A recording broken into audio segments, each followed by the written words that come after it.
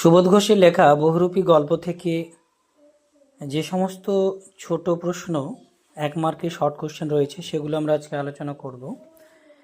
তো চলো শুরু করি। প্রথম প্রশ্নটা দেখে নিই। জগদীশ বাবুর বাড়িতে সন্ন্যাসী ছিলেন 7 দিন, 10 দিন, 5 দিন। উত্তর হবে 7 দিন। 2 নম্বর প্রশ্ন, সন্ন্যাসী থাকতেন বনে, নিজ গৃহে, হিমালয়ের গুহাতে। উত্তর হবে হিমালয়ের গুহাতে। জগদীশবাবুর বাড়িতে আসা সন্ন্যাসীর বয়স ছিল 100 বছর, 1000 বছর, 500 বছর। উত্তর হবে খ 1000 বছর। 4 নম্বর প্রশ্ন, জগদীশবাবুর বাড়িতে আসা সন্ন্যাসী সারা বছর কি খেতেন? একটি হরিতকি ফল, একটি আমলকি, একটি রুটি। উত্তর হবে ক একটি হরিতকি ফল।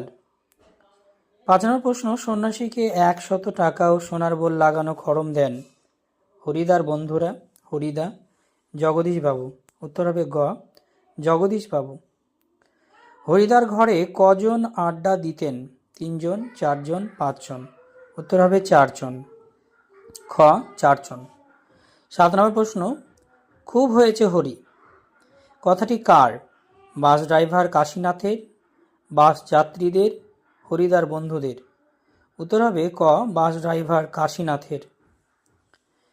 এবার 8 নম্বর কোশ্চেন, বাইজির ছদ্মবেশে হরিদার সবচেয়ে বেশি রোজগার হয়েছিল তা কত? 12 টাকা 8 আনা, 8 টাকা 10 আনা, 10 টাকা 10 আনা।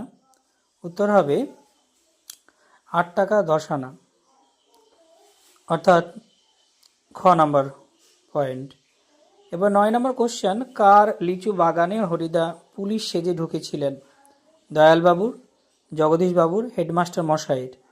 উত্তর হবে ক দয়ালবাবুর। এরপর এই চ্যাপ্টারে 10 নম্বর কোশ্চেন, স্কুল মাস্টারের কাছে হরিদা কতটা ঘুষ নিয়েছিলেন? কত টাকা হবে, কত টাকা ঘুষ নিয়েছিলেন?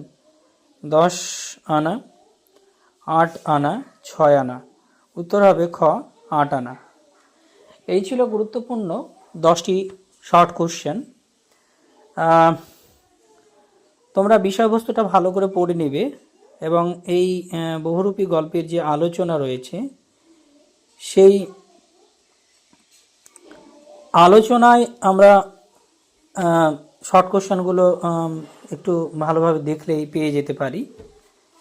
কোশ্চেনগুলো ভালো লাগলে তোমরা অবশ্যই চ্যানেলটি ফলো করবে, চ্যানেলটিকে সাবস্ক্রাইব করবে এবং বন্ধুদের সঙ্গে শেয়ার করবে।